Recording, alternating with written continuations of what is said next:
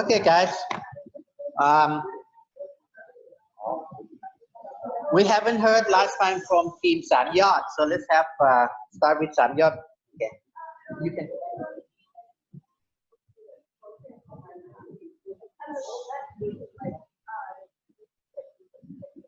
Oh, defect detection. So you here last time.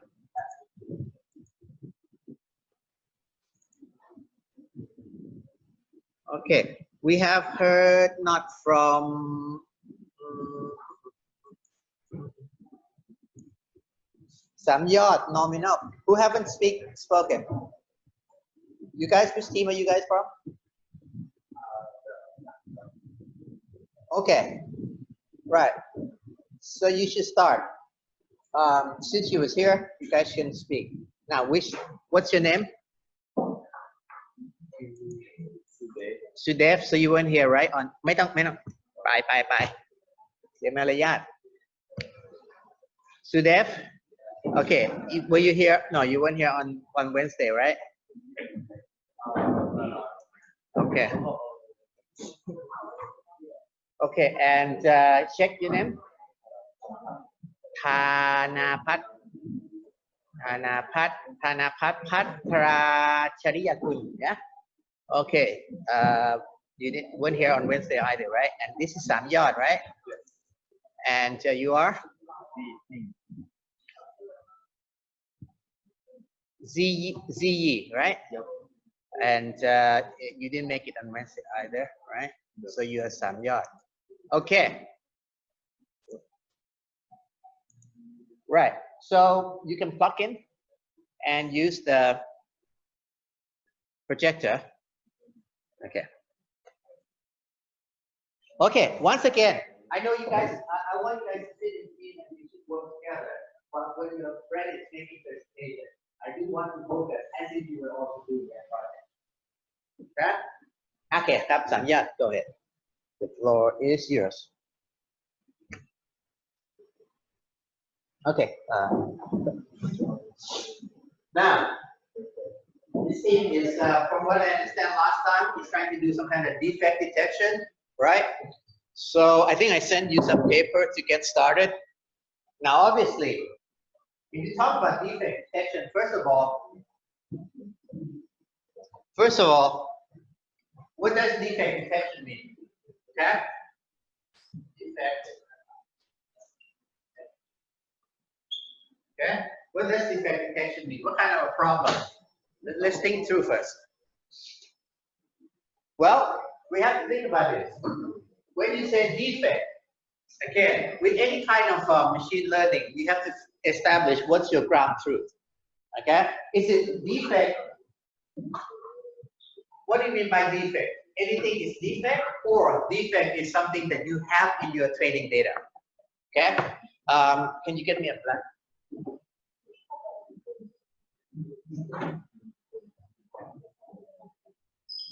So, remember, in machine learning, the main paradigm we have is supervised learning, unsupervised learning, right?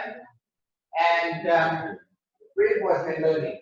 Now, reinforcement learning, I'm going to leave out because it's a lot more relevant to things like robotic controls and whatnot than data analysis. Okay, so it's a little bit beyond the purview of this class. So I kind of eliminated that from the syllabus, giving more time to more data analytics stuff. So my question is, okay, oh good, this is good. Supervised learning or unsupervised learning?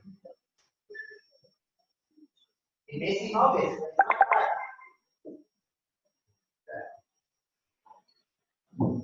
It may seem obvious, but it may not be quite. Now, that depends on, well, the simple thing is this, is that ground truth in the data.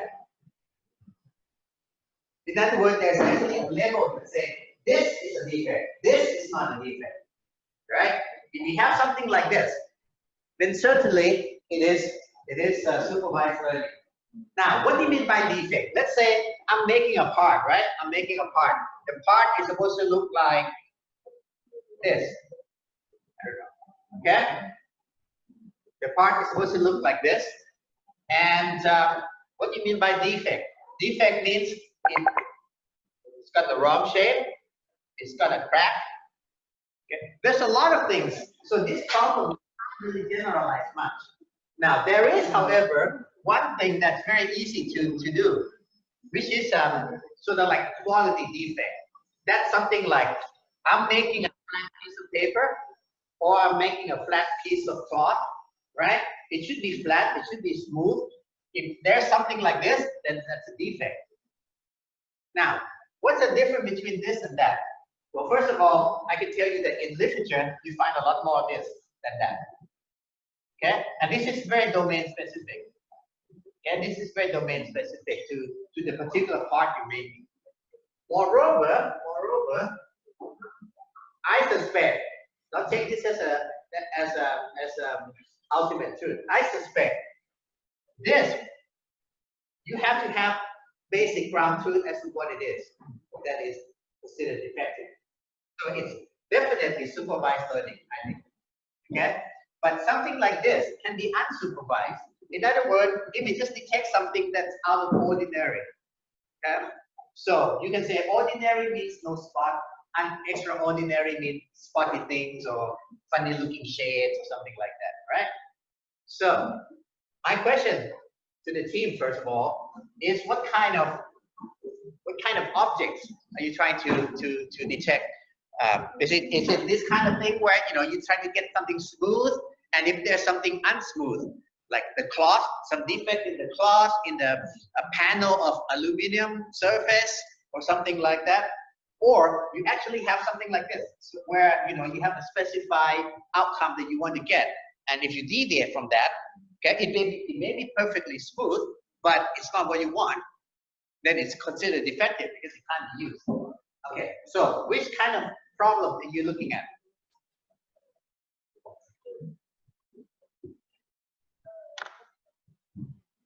We're doing the first. We're not looking at like defects on the surface. Yeah. Okay. So something like this, right? Okay. Good. Very good. So you guys got that?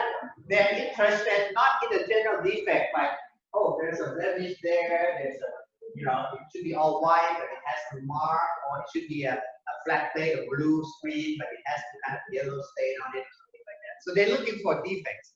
Okay, literally defects. Now, obviously, we have to start thinking about the data set. Yeah. In real life applications, sometimes you really don't have a say. By the way, for those of you who came late, make sure you come and give me the name later so you don't miss out on the right. So if you're looking for a defect like this in the manufacturing part, right? Presumably there's some ground truth to it. Now here's where your life right now differs from your life in the professional world. Here you can kind of like pick the problem in the data set kind of together. In real life, you probably can't choose one or the other, or maybe you can't choose even both. You have to choose both, right? So it's chosen for you. So if you're working for a manufacturing of this part, then you definitely have to work with that data. Okay? So as a project, you have the freedom to choose a little bit. Okay, a little bit. But in real life, a lot of times you won't have that freedom. Now, given that freedom, and given my comment earlier that you find a lot more of this in the literature, have you found any kind of data set or any kind of approach that deals with this? You can show us on the screen if you have.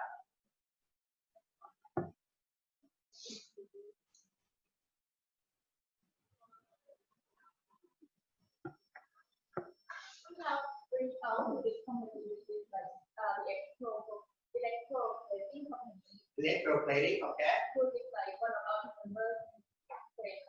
Okay. And then British often to let them like send feedback of like the product that they do, which is like they do like electroplating or the like small electronic parts. Electroplating small electronic parts. Okay, fine. And they send us like a thousand of pictures of them, like both with defect and both with. Okay, show your friends what are the sample pictures. It is with like the member that here. Oh, it's with the Yeah. member right here. Okay, that's not good. He's the one who contacts. Now, when you say defect, okay, I have a funny feeling that it's a little bit more like this. Because when you do electroplating, your job is not to manufacture the part, right? But your job is to actually maybe coat the part with some kind of substrate. So it's the smoothness of the coating. I don't know. I don't know if that's the issue. It is like the different color in the coating. Yeah. Let me show you. I have like So even though it's not a smooth rectangular plate like cloth, I suspect the problem is a little bit more like this. You know, so you try to you kind of like sort of like make a smooth plating of the whole thing, but if you get some part wrong, like wrong color, or yeah, I think it may be a little bit more like this thing. But let's see what happens. This is like it's about picture that is like this is like the part of electronic device that it will be used to electroplate and then this part is like a different color or something. Like This is interesting, guys. Again, I do want you to pay attention. What did she just say? What did she just say in terms of difference? What is the defect? What did she mean by defect? Crack or coloration difference? Coloration, right? Is that coloration different, or like there's some like rust on some parts of the Okay. Okay. Now let me share with you something very interesting.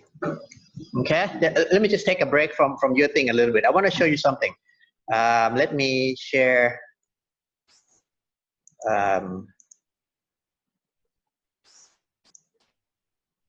Document, work, and there is this paper. Well, it's taking me a little bit.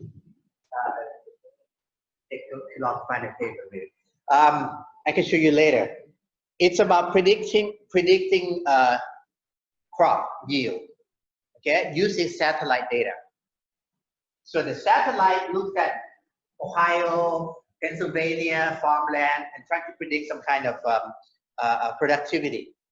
But the picture is taken over an acreage.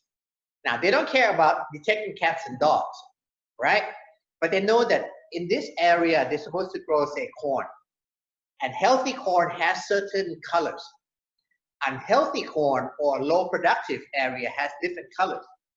So even though they're looking at the image, the input to the machine learning is not image, but the spectral information. You know what a spectral information is, right? It's like when you take picture with the modern digital camera, you can do a preview of a histogram, right? Of dark versus light, or colors, red, blue, green, and so forth. That is called a spectral histogram. Okay, so you can imagine that you have this kind of colors, and how much in that picture is red, how much is blue, green, and so forth, right? That becomes a spectral information. My guess would be that if your part has a certain desired characteristic color, so it's supposed to be all nice silver, but if it has rust, it's going to be red. If it has blemish, it has contamination, maybe cobalt, zinc, what, I don't know. It's going to be more blue, more green, or something like that. So my guess would be that perhaps you should look at spectral information, right? Now, this is, again, assuming that this is the problem you're working with. Okay. Now, guys, pay attention. Yeah. The manufacturing of the shape can be defective. The surface can be defective. Their problem, they're not looking at the big plate, big flat plate of aluminum or flooring or cloth, right? So they're looking at parts. But the problem that they're looking at is not manufacturing of parts. It's actually electroplating of parts. So it's like paint job. right? Except electroplating is not, you know, it's not colorful. You only have just one color. Maybe it's dull gray or something like that. So the deviation from dull gray is what is going to trigger off the alarm. So I suggest to use the analogy of another paper that I just mentioned, where you predict the health of the Ohio, Pennsylvania farmland, the state of productivity by using the spectral information of the satellite image. I think you can do the same thing, right? Now, what's going to happen is this. If this were the case, I'm making an assumption, by the way. I'm making an assumption that this is the line of research that you quote to. You will have to do some kind of pre-processing, like turning image into spectral scan, right? And there are obviously a lot of library in, you know, I can show you later in Mathematica spectral scan. Something. I mentioned last time how easy it is, and I think it's worthwhile for you to actually invest in the software. Yeah, somebody wants something for the whole thing. Yeah. So I think you can, what you can do is take the picture, do a spectral scan, right? And based on that, you can say the reference truth is to not have any color gray patch or any blue. Okay, so use that as a discriminant. Okay, so I think it's very interesting. I'm going to send you actually the paper that has to do with the crop yield. So again, this is the mental agility and what you guys have.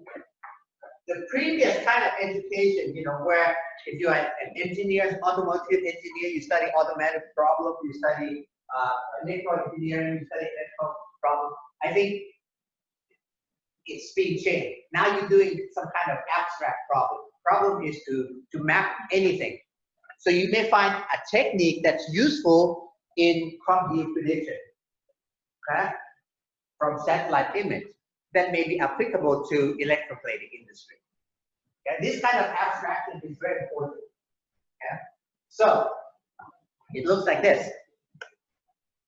When you have, this is my go-to diagram. The mathematics is behind everything. So whenever you have a problem, you map to the mathematics. You solve it there and you get the result. In this case, it's slightly different. Somebody did this already. You have another problem, which if you map to the mathematical or abstract domain, it looks like this. So I'm going to send you this paper because when you map it here, I think it's very similar. Solve it here and you solve it there. Okay, that's the purpose of this integrated education thing. Okay, it's the power of abstraction. So remind me if I forget. Okay, it's very good. So, roughly speaking, even before your friend gets here, what is the data size? Like image? Is it a regular pattern? Do they have like a fixed resolution, or is it very haphazard? Somebody takes a iPhone picture of the electroplated part. Sometimes you have a camera screen. What kind of data? Is it homogeneous? Is it well curated? I think all the research was taken from the Okay, good. So homogeneous source of data. Very good. Very good. By which I mean it's very easy to do. Yeah, it's a lot easier for you to do this. Good, good, good. And they have lots of samples? I think like they have 1,000, okay. And now, having 1,000 samples sounds good. But more critically, how many defects in that sample? If you have 1,000, examples and you have one defect, there's only one example to learn, right? For the positive case of having a defect. Now, presumably, because this is defect, it's not going to be a lot. It's a little bit like credit default modeling. You're trying to model something that's not balanced. It's not predicting boy versus girl. That's like 50-50, right? This is predicting defective versus non-defective. That's like 1 versus 99. Okay. So what kind of error in your data? Error rate. You mean like the efficiency or? No. The actual error in the data. If you have 1,000 pictures, how many of them belong to defective part? I'm not really sure because like I was going through like all the data and I'm not really sure. Like, Okay, the company should be able to flag that for you, actually. Okay. we have like information of like few of the people who like who are in charge of like Okay. detecting like normally in the company. Okay. Like, So you have to get to basically you have to build the ground truth, or you have to basically download the ground truth from their company record, right? So if they have 1,000 pictures and each one is annotated, say this one is defective because of rust, this one's defective because of contamination, this one are good, or you actually have to literally go through the pictures and ask the guys to annotate them. I think maybe you can ask the company. Right. Okay, fine. Okay. So you manage that. You have to manage that. And that's important, right? If your sample has very low positive case, okay, so like 1 in 1,000, okay, you can get what, guys? If your sample, okay, if your sample has a 1 in 1,000 positive case, I can artificially make a machine learning that has 99.99% accuracy, right? That's just to say that everything is negative, right? So that's very important. That's very important. I think, remind me, not imbalanced data. I haven't talked about imbalanced data and what to do with that. Yeah. So we'll come back to that because that's an important point. Okay. Oh boy, we're using too much time. Sorry, you're out of time. Okay. Let's go to no shield because we haven't heard that much from them. Yeah? No, not no shield. Kaleidoscope. I haven't heard much from them. So you guys, you can swap. Maybe. Yeah. Yeah, swap.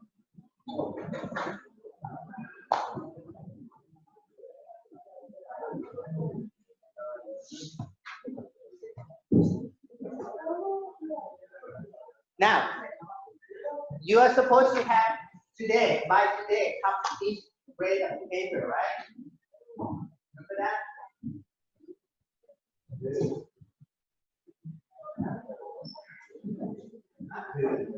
Yes.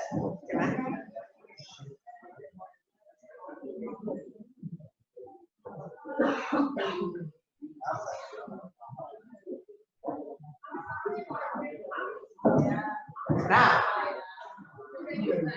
I think I gave you an assignment on Wednesday, but maybe I imagined that. But I think I did give you an assignment, but I'm getting some blanks there. Each one of you should review a paper that is like a precursor, a previous work along the line of what you're trying to do, right? Like a literature review. Now, in this case, to be fair, if you have a group of 4 and you have a group of 7, then, you know, at least should be proportional. So that's why I'm making an individual assignment, right? Individual assignment. If a team of 4 would have to look at least 4 paper, okay? At least 4 paper. A team of 7 would have to look at least 7 paper. Normally, it's a lot more than that. It's just kind of like a learning exercise. So let's make this a paper review synopsis. When it gets about 15 minutes before class ends, when we talk about this assignment. Yeah, 10 minutes. Give me a signal. Okay. Fire away. Now I'm not even sure what the problem is. What's the problem? No, sorry. The application problem. I don't recall. Okay, so at first last Wednesday, right? We told you that we will do either to analyze the election, right? Oh, election Election data set, and another is to predict the Bitcoin price Bitcoin price. Okay. But Okay, go. So not take off, people.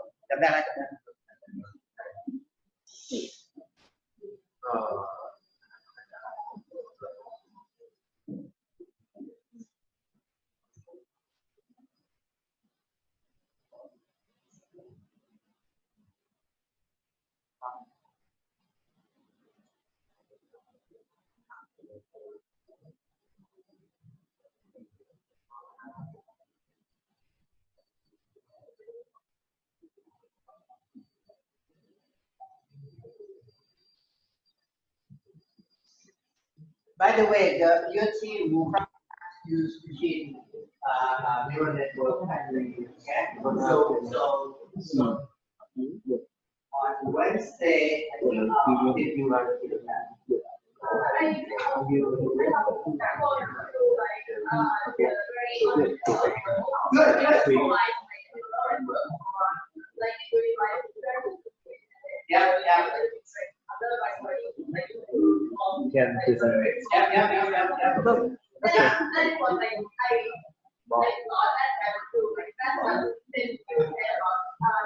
Yeah. See, the TensorFlow, when you talk about the breaking into grids, okay, that's kind of like corresponding to a different pipeline. That's like convolutional neural network. We haven't talked about that. I will. I thought I'd talk about it after the project. Maybe I'll talk about it on Wednesday. It's good. If you try to detect defect in a sort of like maybe a shape or something like that, you know, like it's supposed to be a right facing S, but you manufacture a place flip the S or something like that, that's going to recognize that kind of shape. So it's kind of a shape, geometry kind of detection. That's what convolutional neural network is very good for. That's why you use that to detect actors or face versus But I think for your thing, if you don't really care about the shape or the particular, just more worried about the color. Yeah, then it's more like a neural network in general, not convolutional neural network, but multi-layered, etc. So I think I would maybe switch things around. I don't know. Yeah, bring neural network lecture forward. Okay, come. Where are we? Objective. Our project to explore the data set. This one is a new problem that we want to approach. Last Wednesday you said that both our ideas like the election, right? And it's a bit difficult to manage the as a election project. is difficult, and another one, the Bitcoin price is kind of too basic. I mean, like, it's not too basic. But yeah, it's done to that. I mean, it's just a matter of accuracy game. So it would be quite interesting if you came up with some kind of accuracy that nobody has achieved before or something like that. I don't think we can do that. Okay. So you guys hear that? They were talking about this election, kind of a prediction or this kind of Bitcoin pricing, but they come up with a new set of applications. To use IMDb. IMDb is the website for the movie scores and statistics, right? The data about movies. So we want to use the movies data set from IMDb form, right? To try to like analyze like which country produce the most. The things that we want to try to analyze are factors such as like which countries produce the most movies and like the profitability of each movie or each genre and like each movie which kind of genre are most commonly produced in the movie industry. Okay. Another problem that we think is interesting is to maybe analyze the COVID-19 effect on the movie industry. Okay. Like analyze the before and after of the movie industry before COVID-19 hits. Yeah, and there's a lot of data set on the internet of the movie scores, statistics, and data and stuff.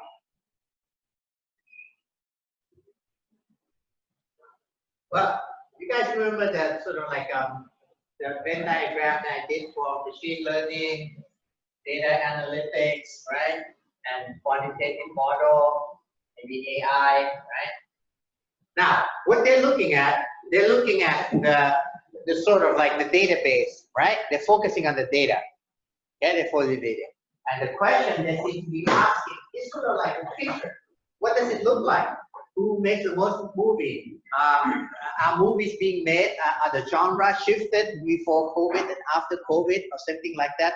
It's more like a fact finding, pattern finding, right? You're not trying to make any kind of, say, prediction per se, maybe necessarily. But so my guess would be their project is definitely focused on the data analytics part. The tool that is machine learning based would be most likely in the unsupervised category. You know, maybe you can do some kind of clustering, like which kind of genre, which kind of country, country produced genre and so forth. So their focus would be first on the data. So this data analytics. So if your project is this kind of trying to find insights, right? It's find the insight.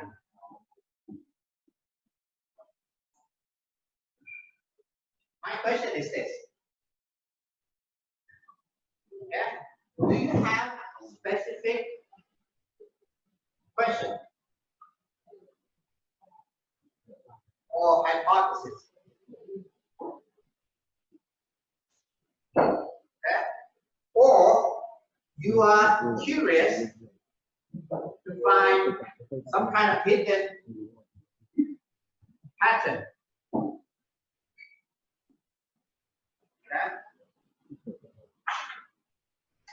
Now, I'm not making you make the choice. It's your choice. It's your kind of choice. You can do both. You can focus on one, you can focus on the other. I can tell you the technical implication. If you are something like this, chances are it will take you to unsupervised machine learning kind of approach. Okay? Yeah, this is not hard and fast rule. This is just my intuition. This is what I do with the team. I will be, if your problem is something like this, chances are these are the kind of methodology you have to go into. All right? But if you want specific questions, hypothesis, then there are actually traditional tools. Well, first of all, you can visualize. Second of all, you can do statistical tests, right? And of course, you can also use unsupervised machine learning. Right? But again, bear in mind that if you have a specific question, first of all, if you say something like, which country makes the most movie? Well, that's not answered by machine learning. That's just answered by a plot, right? Just countries, a number of movies, right? Right? So it's visualization game or just basic statistics. So you have to think about what kind of project you want to go into. Now, if you go into this kind of thing, it's going to be very interesting. It's a bit challenging. Here, it's a little bit straightforward. So to make it an interesting project, you have to think of it as more of a dashboard engineering, like designing the whole dashboard, some kind of infographic or dashboard or sort of like business intelligence tools, okay, interactive graphics, plotting and all that stuff, right? Whereas here, you have to think more subtly in terms of pattern. Okay? Our data is distributed and so forth. Now, right away, I'm not holding you to any kind of commitment today. But right now, just, from the seat of your pants, top half or bottom half? What kind of direction that you guys think is what will keep you intrigued and engaged? Now it could be individual. What do you think? You like the top or the bottom? Supervised learning where we find hidden patterns. Okay, so you go for the bottom, B. Okay, you. A or B? Let's say A is the top thing. like a specific answer to specific hypothesis, or just sort of like, hey, what's going on? What's happening? Okay, so A or B? B. Okay, you? B? Okay, so these guys are going for this here, right? Now, I don't know if I tricked you or not, but in order to do B, you also have to do a little bit of this as well. Okay? Because before you get to machine learning, you have to visualize the data. Okay, you can't get there unless you do it. Okay? But the point is, if you go this route, you don't have to, I don't think you should waste your time doing this. See what I mean? So yeah, you have to do a bit of this, but instead of packaging as some kind of like industry dashboard, okay, that would be the end product. Your end product would be, hey, let's come to here. And this, you go back to visualization as well, because when you do the pattern analysis, how are you going to report that? How are you gonna present that? You're going to present the result of unsupervised learning with visualization again, right? So that it's not once you go here, you don't have to do visualization. We all start with visualization. I always start my project with just basic histogram and all the okay? So, you know, when you get like immediate table on the tabular data, right? The first thing I do is just look at the histogram of everything that I have. Okay? It's numerical. Good. So, thinking of a pattern. Now, you can also formulate this in a different way. You can say, well, I'm trying to find a pattern not knowing anything. In other words, you didn't know that there was a COVID. Or you can say something like, I knew there's a COVID. And to me, March of 2020 is the beginning of, you know, real pandemics. Okay, so that's my split. That's my split. Before March 2020 and after, or something like that. Then you can look at what happened. Now, bear in mind, movies are not made overnight. So the decision making after COVID is not going to affect the movie release.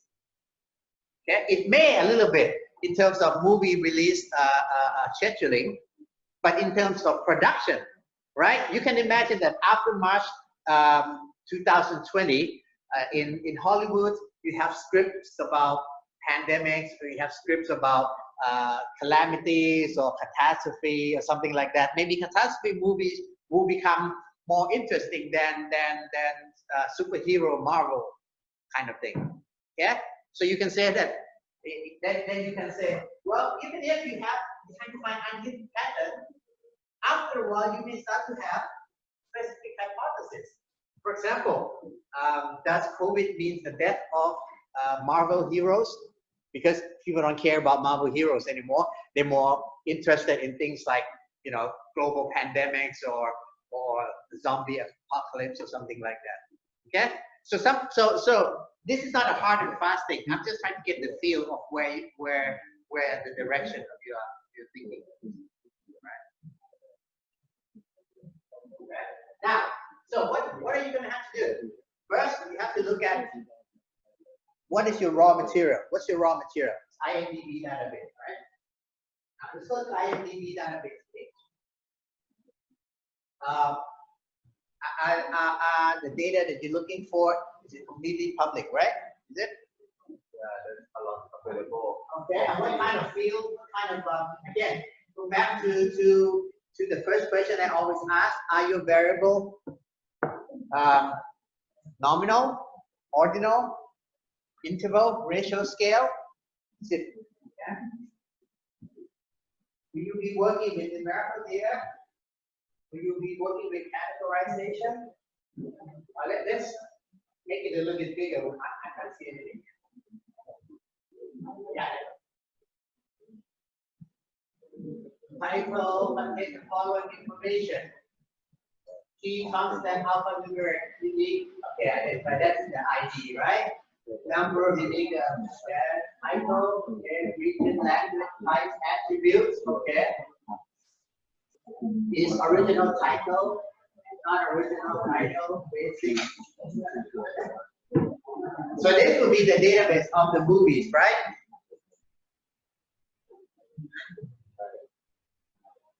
let me just say one thing. Even though I like the idea of pre-COVID and after COVID thing, I think it's a little bit too early to do that kind of investigation. Okay, I would focus on just general pattern. Okay, because you have history going back 50 years, right? IMDb. So if you're looking at something like the rise of Asian movies or something like that, things like that would be more of a concrete pattern. I think you can pick up. I think COVID is a little bit. It would be a bit difficult. Yeah, sure. Certainly, it wouldn't be early pandemic. You say something like 9/11, for example. 9/11 is a very good point because 9/11 happened almost 20 years ago, right? Right. So there's time for this change, shift in tone, right? I actually have watched a YouTube that says it's a very good channel. It analyzes movie in social context, and it's saying some movie like Being John Malkovich. You know, this was a late 1990s movie, and the reason you have that kind of movie is because the society was kind of stable, right? There was no threat of the Cold War, the Russian, the USSR collapse, right? So the threat of global nuclear war disappeared. I think it was Clinton era. The economy was doing well. So people were becoming sort of like stuck. They were not under threat, but they felt stuck. So they call it like the cubicle era. You know, a lot of movies with what do guys do when they start working in a cubicle? So you have things like, you know, Fight Club or Being John Malkovich or, you know, things like this. They, you know, lives are going well, you know. Life is okay. You're not under threat. You're not fearful. The economy is doing well, but you're bored. So what do you do with that? So there's a tone shift in that, and that's a very a valid data exercise. So maybe some kind of detecting tone shift. Yeah, tone shift in tone, right? Because the narrative, you can say, you know, the difficult with that is there has to be a field in the data that kind of gives you that annotation. This movie is about urban anxiety. This movie is about fear of death. This movie is about wartime heroism or something like that. So that kind of theme, that kind of narration, I don't know if that's in part of this. If it is, great. You can work a lot with that. Okay. But another thing is certainly industry. Like, you know, Asian movies becoming more mainstream, more collaboration between Hollywood production house and Hong Kong and so forth, something like that. You know, they don't just import Chinese star, but they actually collaborate with Hong Kong production house or something like that. So you can look at the industry. But I even though I'm very excited, I'm very happy that you guys think about this COVID thing. I would caution against it for now. I think it would be very difficult to get anything concrete. Okay, so look back a little bit. Okay, again, the more ground truth you have, the more valid your exercise is going to be. Okay, then you get some kind of interesting pattern. Okay, so.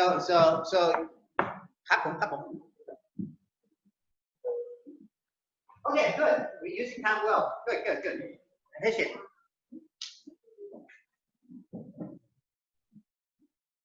How about nominal? Okay, what we did speak last time? You did. Right? You did.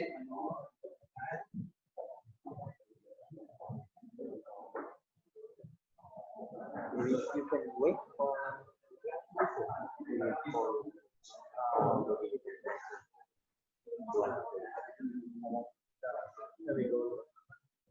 yeah. You swap with the nominal team. Oh, sorry. No, we Which team are you? because last time we didn't. Oh, good. You are Forecast. Yeah, we have to. ทีมอะไรลูก Oh, okay. เดี๋ยวกัน got you. Okay, แป๊บหนึ่งลูก Okay, are you ready to shoot?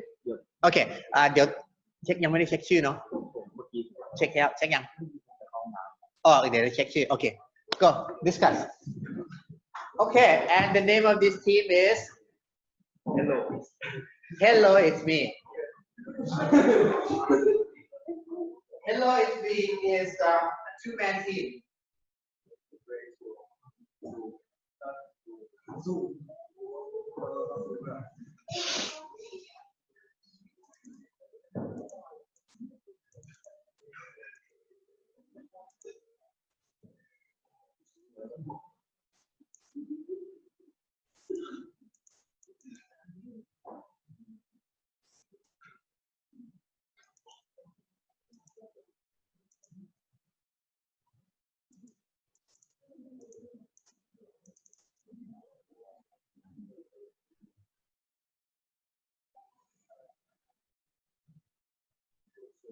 ชื่ออะไรนะครับ CE โอเค CE นี่3 ยอดอ่ะไม่ใช่3 ยอด Oh, okay. So it is hello. It's me. Okay, and you?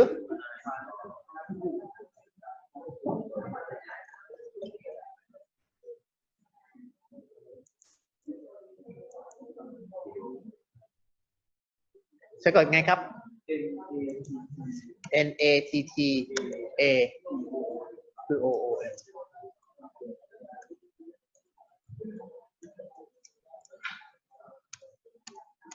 โอเคนามสกุลนะ WA CH ARA MA นินวัชรมณี625เบอร์6258 22156 Okay, and this one is hello, it's me. Okay. Okay, guys. Two-man team, very good. So we try to prepare to predict the sales of the private hospital. Sales of what, sorry? Bed. Sales of bed in private hospital. Okay. Right. What do you mean by sales of bed? So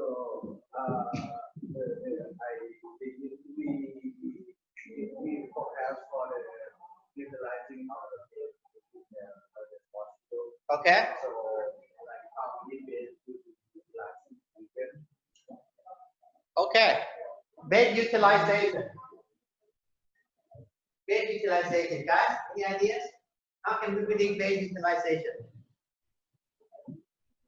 Okay, so this certainly is a prediction problem, right?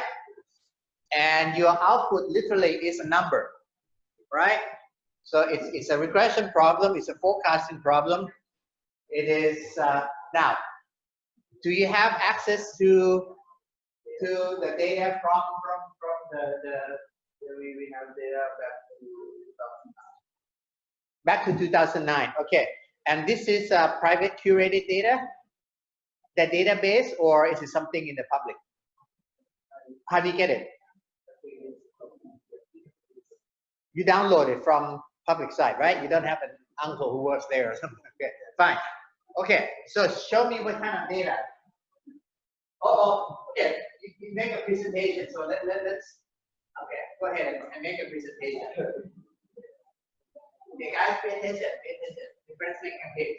So we found some like the aging society that we've been grown up on like years. Okay. So we have some based on industries such as like services.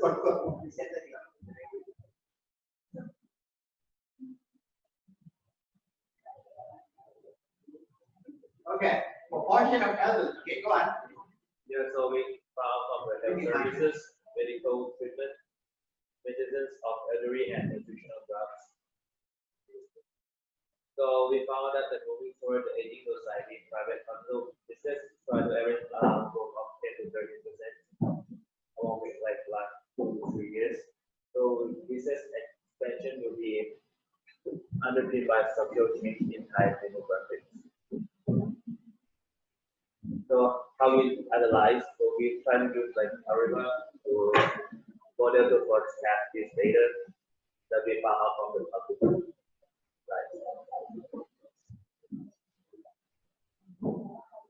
Right. That's it. Okay.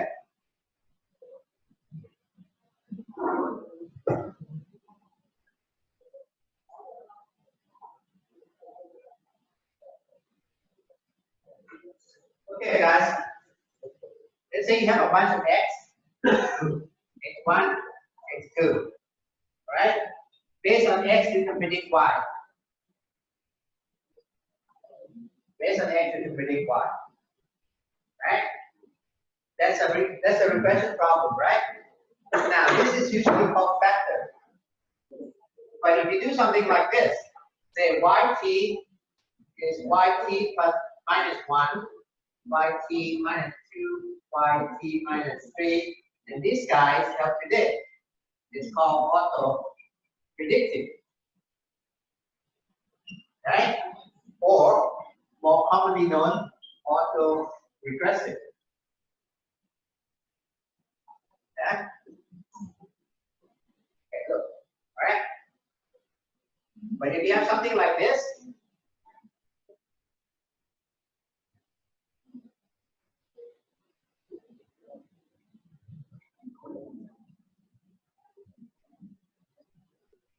right? Where you actually use a whole panel of this, it's called panel regression. Okay? So my guess, from what I hear, or not my guess, because you try to use Ariba. Yep. How are they doing this? Guys, hey, they do this, they're doing this, or they're doing this.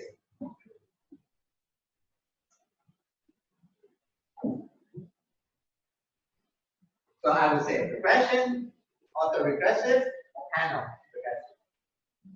Auto, right? Okay, so this is what they want to do. Okay, okay, my question is, would that be enough?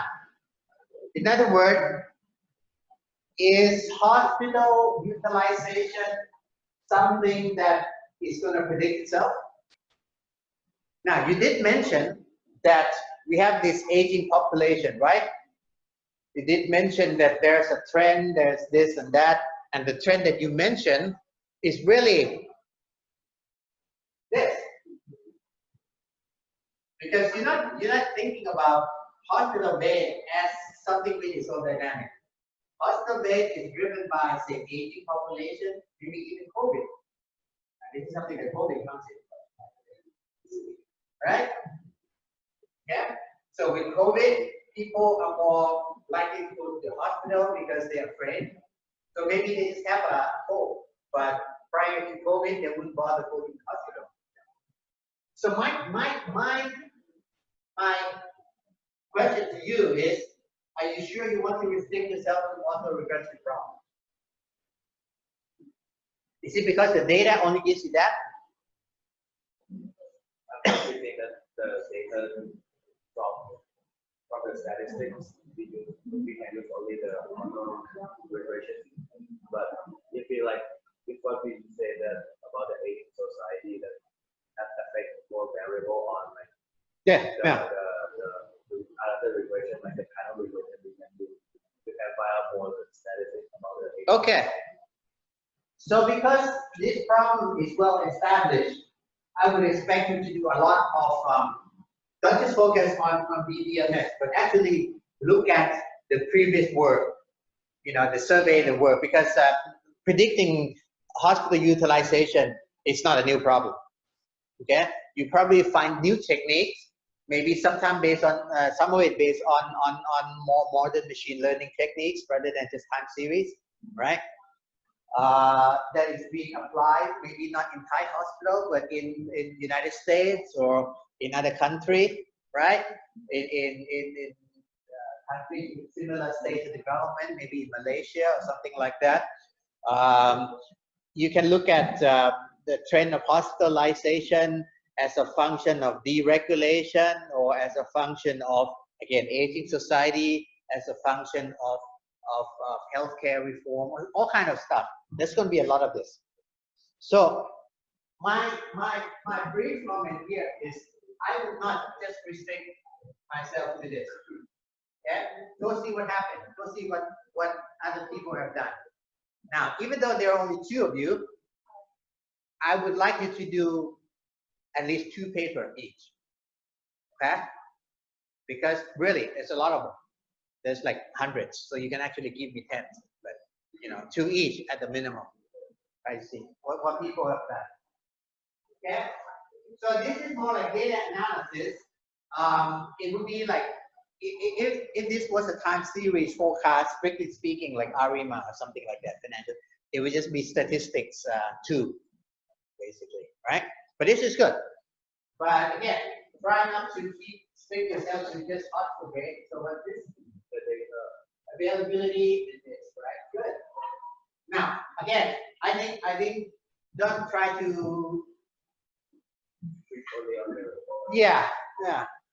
Also, by the way, another thing you might try to do is this: instead of predicting actual Oxford rate, you can predict utilization rate. Okay? I think that is actually a more stable target variable. I'll tell you why. When hospital have this many beds, they tend to sort of like try to fill certain percentage and keep a few percentage as a buffer, right? So predicting the number may be a little bit difficult because sometimes they have more wings, you know, they just increase. So you have to introduce another variable like the number of buildings or new building introduced. So maybe this hospital just had a new wing extended, in 2015. That's going to jump in cost of bed, right?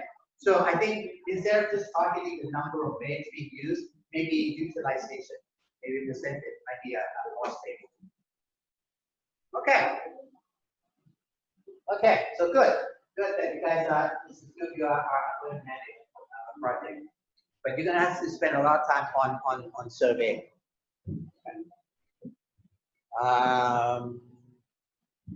Yeah. Okay. Let's keep it up to you.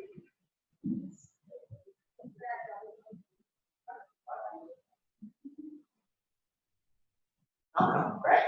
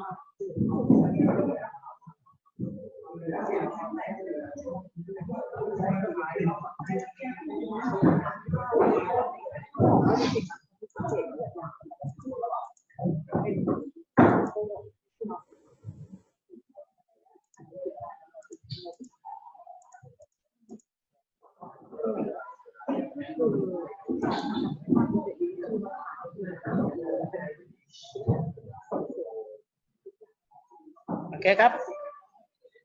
Okay, so this is nominal team. Remind me. Okay, suicide and life quality. Okay, I'll let you do the presentation. You seem to be very well prepared in terms of presentation. เพื่อนหนีไปเลย เพื่อนไม่อยากฟัง fine Okay. Right. Go ahead.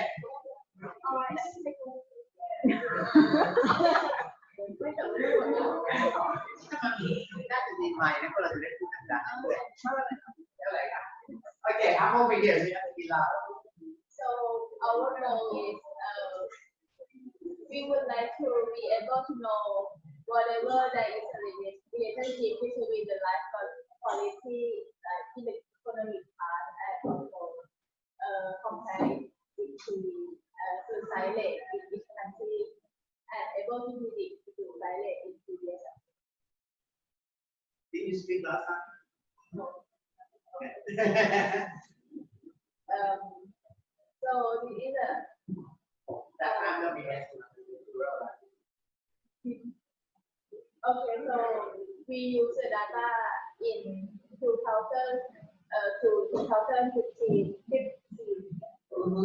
for 15 years database which includes countries, year, sex, age, number of suicide, population, GDP of capital, and also generation. Okay. So we decide to choose these 6 countries because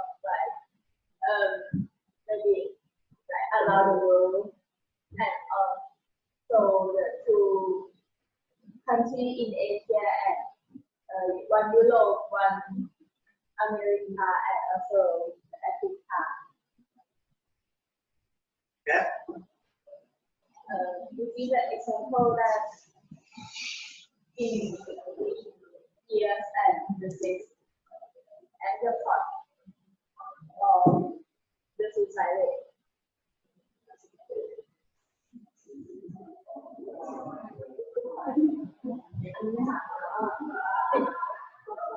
But for this one, we will be using the report. Okay.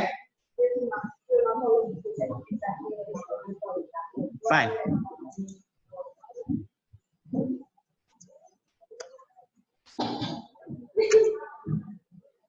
Go on.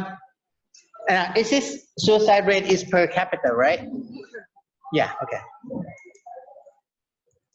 Okay. Go on. I thought you had 10 slides. Okay. I think.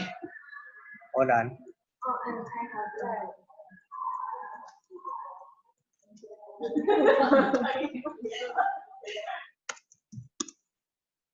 But I have an idea that if you found that suicide rate the relationship, the relation with the economic terms, maybe we can use economic to predict the suicide rate.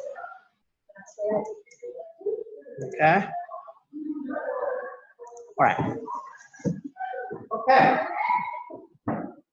First of all, are we doing this? Are we doing this? Or are we doing this?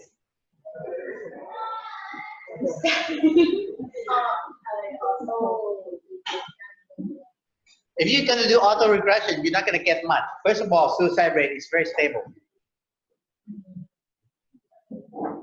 Okay, it may go up and down a little bit, but you know. And you also mentioned that you care about things like socio-economic factors, right? Right? So my guess is you do this. Okay, that's the first thing. Okay, so it's more like a panel. Again, anytime you have a regression problem, you can do it with classic regression. You can do try more modern tools. Okay, with machine learning, whether or not it's neural network based or not. เรายังไม่ได้ cover multi-layer percent fund จริงๆในคลาสนี้ใช่ไหม Maybe I will do that. Let me think about it. Okay, let me think about it. Okay, right. So you try to predict suicide rate. I think suicide rate is first of all, suicide rate is personal as well as populational. Personal meaning it has a personal factor. but it's also population in the sense that, you know, in a typical country, the rate of suicide is kind of like the same no matter what. Okay, so you can use individual factors to predict individual suicide, like who's more likely to end up in a suicide, someone who's from a wealthy background or poor background, or someone with single parents, or not, something like that. Okay, that become like analysis of individual factors, right? But you're not doing that. You do a national thing, right? So in a way, you do have to relate it to national factors. But having said that, I think to focus on like economic activities alone, I think certainly would be missing a lot of dimension. You guys are familiar with Bhutan's gross national happiness index? Are you familiar with that? Well, what they're trying to do in a different context is to say that instead of focusing on maximizing the GDP of a country, it should be maximizing a gross national happiness. So the national happiness would be a population level, not individuals, a population level statistics, but it's a statistic that has to do with the quality of life. Okay? So I don't know what's in there. You have to study that. Okay? And you also look at countries like in the Scandinavian, where they actually focus on social metrics, like the number of hours you have to spend with your children, or work out as a percentage of day, something like that. So these are also national statistics, but it's not about economic output. You see what I mean? So for you to restrict yourself, even though you're doing this, if you just restricting yourself to economic measures, to something that is very much about life and death, about, you know, deciding to end one's life. I think I would imagine that things like culture, things like quality of life, level of stress in a society, I think those will be the variables that I think are more pertinent. Okay, so I would not restrict myself to just economic factors, right? Then you don't want to be able to, you don't want to have to create your own new statistics. So I would suggest you look at things like quality of life index, gross national happiness index, that sort of thing. Okay, this would be on the input end. In terms of country, however, there is, and this, I want everybody to pay attention to this. You guys remember dimensionality reduction exercise, right? Where something in dimension 30 is put down to dimension 2, right? But if you close here, you also close here. If you far apart here, you far apart here. They have done similar kind of thing for countries. Okay, maybe using economic, not using global happiness score, but they have done this kind of thing. So you would say something like Thailand is close to Chile, for example. It's not close to Cambodia. Cambodia is actually close to Burundi or something like that. In that case, what would be interesting would be the 30 parameters here, say that they use. Okay? We put two countries close together. And yet, if you study both those countries, they have different suicide rate or not. Okay? So I would kind of, in your choice of countries, don't just say, you know, Thailand because we live here, and South Africa because that's very far or something like that. Maybe you can think of in terms of closeness in that studies. Okay? So you have to do the literature survey. There are 5 of you. I would split. Okay? I would say about 3 of you look into this kind of factor, this kind of country quality of life factor. And maybe 2 of you. Okay, and the other three or the other two would look at the studies that put countries in a close proximity in terms of socio-economic parameters. Okay, in other words, who's close to Thailand? And let's do them both. Maybe Thailand is close to Chile, so let's not do Thailand and South Africa.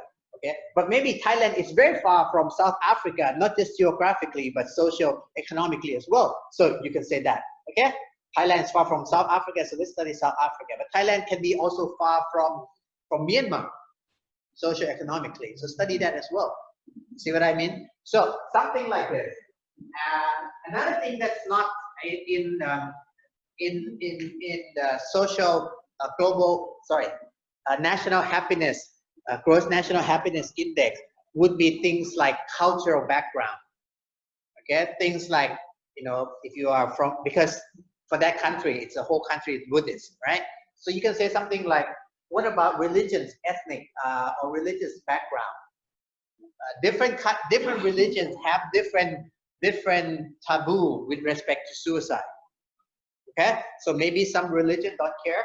Some religions say if you commit suicide, it's even bigger sin than killing a dog or something like that. Yeah, some other religion may say, well, if you're killing yourself, you're not hurting anyone or something. Okay, so maybe something like that might be important. So the factor guys, the 2 or 3 of you who study factor, don't focus just on the social, economic, and quality of life. Okay, gross national happiness, Scandinavians' metric of quality of life and so forth. But look at things like social cultural taboos as well. Okay, and that is a little bit difficult because you're not going to find a table that say something like this country suicide okay, this country suicide taboo. It's not going to be something simple as that. Okay, but it will be something more complex. Maybe believe in afterlife or not, that sort of thing. So it's a bit tricky, but certainly that would be useful. Okay. Now, I don't expect your accuracy to go up from doing this as opposed to doing this. Because, like I said, suicide rate is fairly stable. Okay? In terms of prediction accuracy, it may turn out that using last year's prediction, last year's percentage is the best prediction. That's fine, that's not a problem. But the exercise doing all this, I think is worthwhile. Okay, and may give you insights. It's a very good exercise, a very good exercise. Once again, you try to solve a very personal relationship between X and Y. Y being suicide. X is something very traumatic, very personal. And yet you're trying to say, can we glean all this information from national statistics? Right? Like number of hours, work week, average work week, ability to form a union and bargain with the employer, or healthcare, universal healthcare. Maybe a country that doesn't have universal healthcare, people are likely to kill themselves for various reasons. They don't want to be a burden. Okay, so all this is very complex. Okay, so I'm not trying to get you to get the better accuracy, because to be honest with you, better accurate suicide prediction at the national level doesn't mean anything. You're not going to change national policy very much, right? Because you're not going to get something like, oh, per 100,000 people, there are 3 suicides, and this year it goes to 5. Oh, the government's going to initiate. It's not going to be something like that, okay? But the exercise is very valuable, and I like that. Yeah, it's very valuable. But I'm curious, why are you going for the national statistics type approach? Why are you not looking at things like personal prediction? You see what I mean? That would seem like when you said you want to look at suicide problem, I thought right away, just jump to the conclusion that you were thinking about factors that drove individual to suicide. It'd be something very personal. Like if you are the only child, if you have a sick parents, or something like this. This is also very interesting. Okay, you didn't decide to go this way. That's fine. But I'm just curious why you want to go to the national statistics route.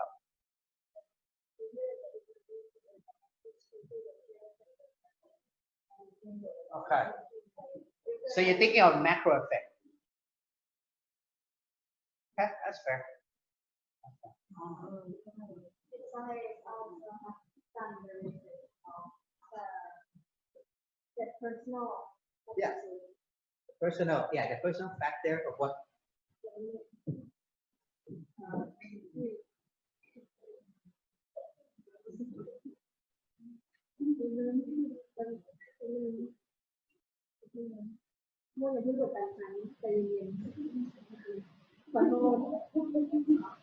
Yeah. My COVID analytics feeds off the same website. Our data.org.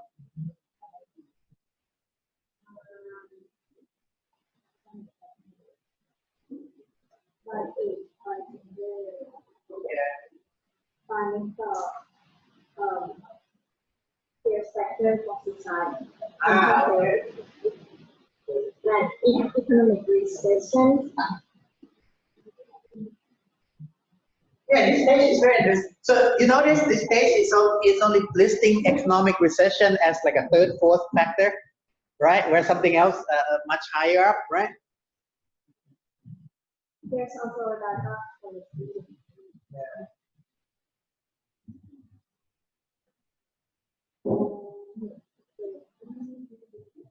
Good.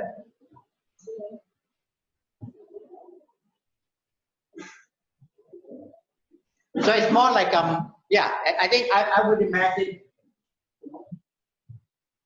By the way, I mentioned this, but there's also this thing as well, where you kind of augment auto-recursive with other factor, but you don't look back very far. See what I mean? So you can look back like previous five years of suicide rate and other factor, but you don't look at other factor backward. Yeah. Maybe you just look at one period backward, something like it. You can do that as well. Yeah, I don't know what that's called. It's kind of augmented studies. Yeah. A lot of this is based on experimental design. And what tends to happen is you try them all and you use a combination that gives you the best accuracy. But again, I emphasize the fact that for your exercise, ultimate accuracy, even though that's how you drive the experiments, it's not what I am looking to get from you. I'm trying to get the experience of analyzing.